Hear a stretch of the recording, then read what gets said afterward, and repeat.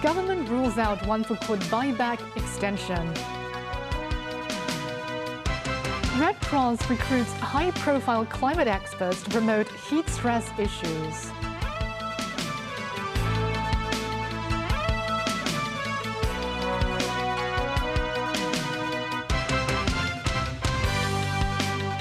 Good evening. Welcome to TVB News. Deputy Financial Secretary Michael Wong says 74.1% of one food court owners have signed sale and purchase agreements after the government offered a buyback plan for the homeowners affected by the Typo fire. Wong says the government will not extend the scheme once the August 31st deadline passes. Mimosang Ai reports. The government started issuing letters of offer to one food court owners for its acquisition plan in May, asking them to submit their acceptance letters no later than August 31st. As of Friday, 94.7% of owners returned their letters, while 74.1% signed the sale contract. 仲有8天. Speaking on a radio program on Sunday, Deputy Financial Secretary Michael Wong urges the remaining 100 households to make their decision promptly. Wong says the government treats the deadline seriously, meaning no extension will be made for the scheme. He explains an extension will affect the entire transfer progress. In response to comments that question the validity of the number of owners willing to accept the government's offer, Wong stresses all statistics have been checked before publishing. He says authorities have not set any KPIs for the plan, something they stated clearly in the past. Wong, meanwhile, says he felt anger after hearing statements that the government will spell the original site of one food court to property developers. The deputy financial chief describes those remarks as vicious, and the government could not possibly sell the land for profit. He says the site could be turned into a park or community facilities. Mums 9, TVB News. A new smart transport network will be built in Kai Tak. Speaking with TVB News, Secretary for Transport and Logistics Mabel Chan says the contract is designed to give the winning bidder financial incentives to prevent construction delays. On the new ride-hailing regime, she says data will be collected from the licensed platforms to assess needs to adjust the policies accordingly. Jackie Lin has the report. Kai Tak's smart and green mass transit systems model aims to complete construction in 2031, faster than projects that require extensive underground excavation or tunneling, with construction costs around 40% lower than conventional heavy rail. But will there be penalties if construction falls behind schedule? Speaking with TVB News, Secretary for Transport and Logistics Mabel Chan says the successful bidder will be responsible for the design, construction, and operation of the project. That means the earlier construction completes, the sooner the operator can begin generating revenue. The Kai Tak Smart and Green Mass Transit System has drawn 2 bids, fewer than the 30 expressions of interest received. Do you think authorities are happy with the number or a bit disappointed? From the government's perspective, we are extremely pleased with the result of the tender. On the existing 2 tenders we received, it actually received the joint effort of a consortium comprising both consultants, contractors, developers and operators. So we find that both the tenders are very solid and could reflect the positive and solid response from the market. She says the 2 bidders' proposed initial fares meet the government's requirements. The government will consider affordability for passengers, the system's competitiveness, and its long-term financial sustainability, with references to the existing MTR fare adjustment mechanisms. Chan adds after the project's 20-year franchise period, the government will decide whether to take over the project. Meanwhile, Hong Kong's new ride-hailing regulatory framework came into effect on August 3rd. Around 7,500 drivers have applied for the combined taxi and ride-hailing exam, with the first batch of exams expected to begin mid-September. And what if the application number exceeds the 10,000 available quota? It could be based on ballot system, or we give priority considerations, or it could be a combination of both. Our target is to devise a clear, transparent and fair mechanism for the selection of the 10,000 ride-hailing vehicles. Ride-hailing platforms will be invited over the coming few weeks to register for a license. The Transport Department plans to conduct a baseline survey by the end of the 3rd quarter on the city's ride-hailing demand. Once licensing platforms begin operating, the government will collect market data to gauge the need to adjust the policies accordingly. Jackie Lin, TVB News. The Hong Kong Observatory says it will assess the need for issuing tropical cyclone warning signals on Tuesday or Wednesday, as tropical cyclone Nara is expected to edge closer to the vicinity of Leizhou Peninsula. At 4 p.m., Nara was centered about 240 kilometers west-northwest of Haikou, Hainan Province. It's forecast to be slow-moving, lingering over the vicinity of Beihu Buwan Sunday and Monday. Another tropical depression, Ganeri, near Taipei, has entered within 800 kilometers of Hong Kong. But the observatory says its intensity is relatively weak and has a small circulation, meaning Ganeri is a slow threat to the territory. The Hong Kong Observatory recorded an average of 50 hot weather days per year since 2021. It is expected that such weather days will become increasingly frequent. To combat heat-related issues in underprivileged communities, the Hong Kong Red Cross has initiated a series of activities to support those in need. Andy Zeldin has more. The Hong Kong Red Cross implements the anticipatory action before extreme weather strikes. In the past, they had provided summer kits to 700 outdoor workers and paid $150 to cover electricity bills to over 200 households. They launched Heat Action Day on Saturday to raise public awareness about the threat of extreme heat. And they got 3 high-profile former directors of the Hong Kong Observatory involved. Along with Lam Shu-ying, Sham Qiming, and Leung Wing-mo, they visited Mr. Chen, an elderly living in a subdivided unit. Chen has received assistance from the Red Cross at least 5 times since 2025. They evaluated his living condition and helped him clear up some space, allowing more air circulation, and also provided him with materials that could help combat heat, such as fans and electrolyte drinks. Research shows that the risk of death of the elderly increases by 10% at 31.8 degrees. In addition to physical health, it could also lead to poor mental well-being, increasing the risk of suicide. The Red Cross and its helpers want the public to be more aware of heat-related health risks. The government can't do everything.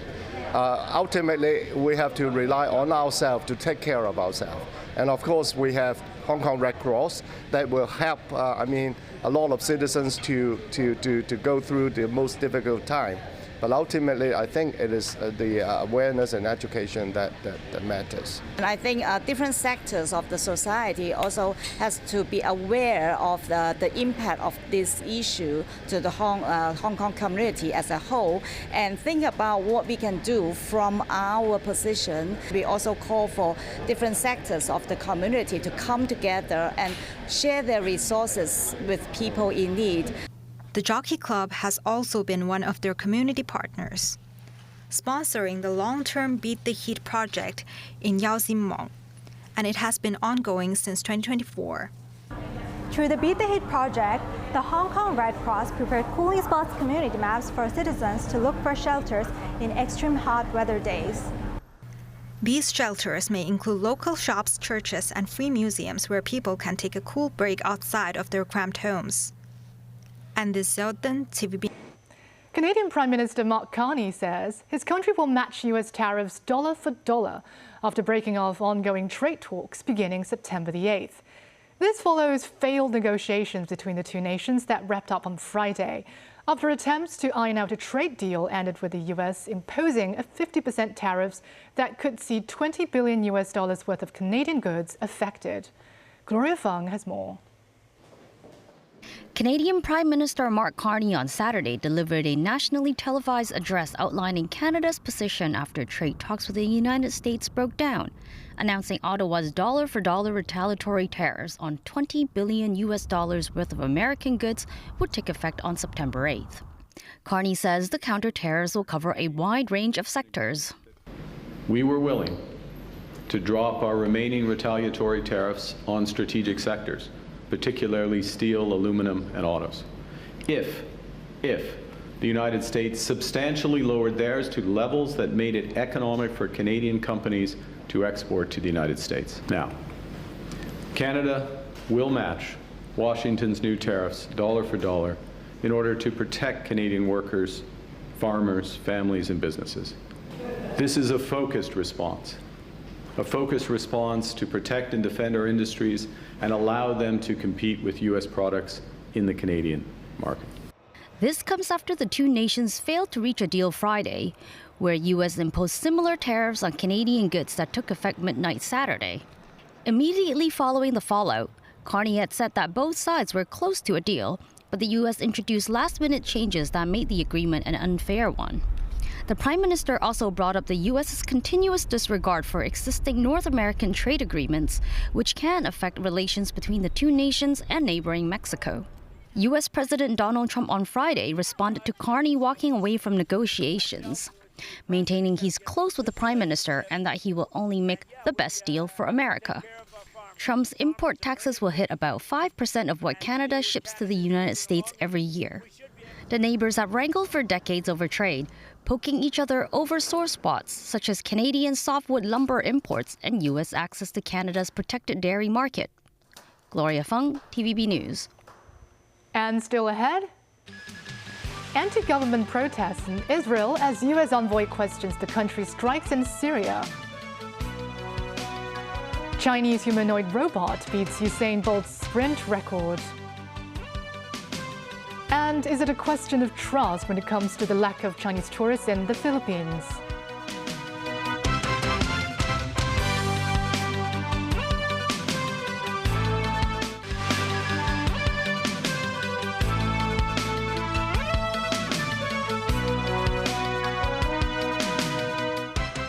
Welcome back. U.S. Special Envoy to Syria Tom Barrack says Israel did not give a warning to the U.S. ahead of a recent airstrike on Syria, raising concerns of an escalation with the U.S. and NATO ally Turkey. This as Israeli representative refutes the claims, saying his country did in fact notify U.S. ahead of the move. Gloria Fung has the story. Ambassador to Turkey and U.S. Special Envoy to Syria Tom Barrack says the U.S. was caught off guard when Israel struck an air base in northern Syria Tuesday. This causing tension in the ongoing escalation with Turkey and in the Middle East, especially since Israel usually closely coordinates its military action with the U.S., its key backer. Barrack says the attack on the Abu Duhur base, around 80 kilometers east of the Turkish border, could have been Israel baiting the Turks. The office of Israeli Prime Minister Benjamin Netanyahu says the base was attacked because Syria was on the verge of breaching an agreement by allowing Turkish troops to deploy there. Israeli Defense Minister Israel Katz, however, contradicts Barrack's remarks, saying his country had alerted senior members of the Syrian government while simultaneously transferring the intelligence reports to the relevant authorities in the U.S. He adds the attack was warranted after the warning wasn't heeded. Barrack says it was likely Israel had intelligence suggesting Turkey may be bolstering its presence in the area and made the subsequent attack without informing the U.S. or Turkey. Israel had previously raised concerns about Turkish military activity at the air base, though the U.S. concluded that wasn't the case. Turkey has been supporting Syria's efforts to rebuild its armed forces by training Syrian personnel and supplying equipment and logistical support. The two countries signed an agreement last year that formalized their military cooperation. Israel, meanwhile, has remained suspicious of the new authorities in Damascus, led by former Islamist insurgents.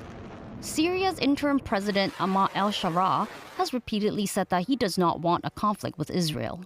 Gloria Fung, TVB News.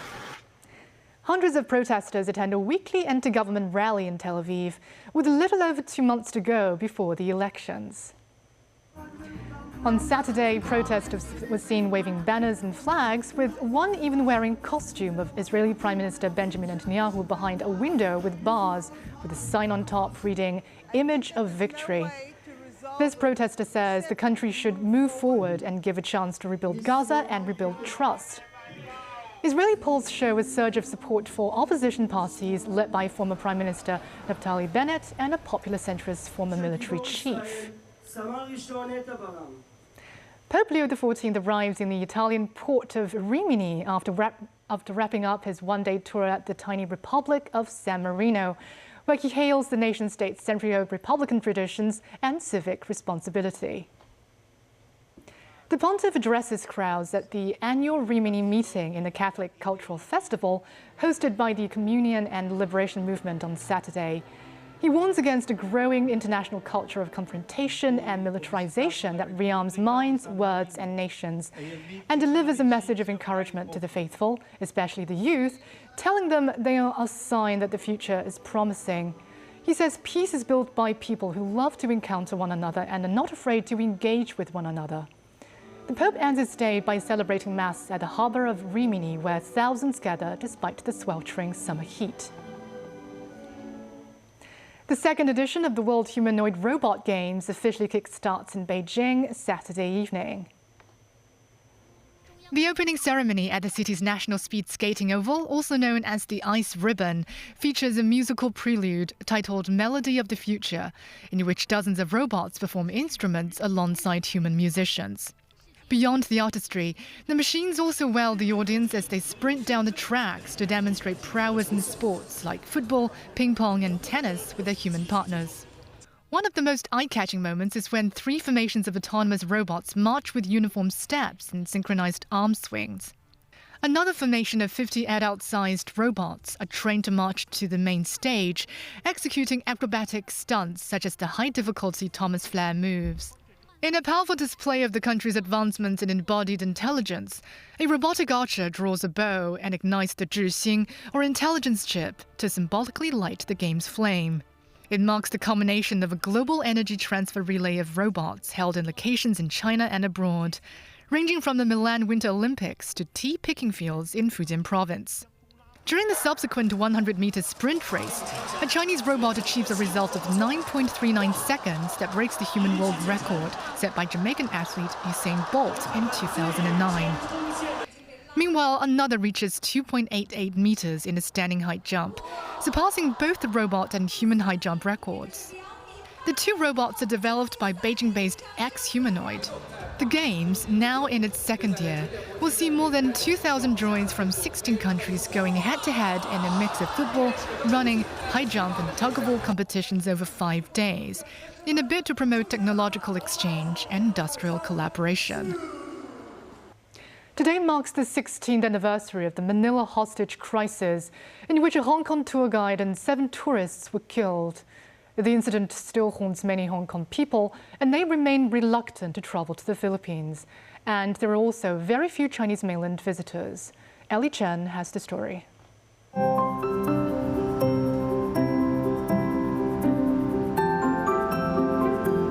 Sunny beaches and spectacular underwater scenery are among the Philippines' biggest attractions. But at many tourist spots, Chinese visitors are rarely seen.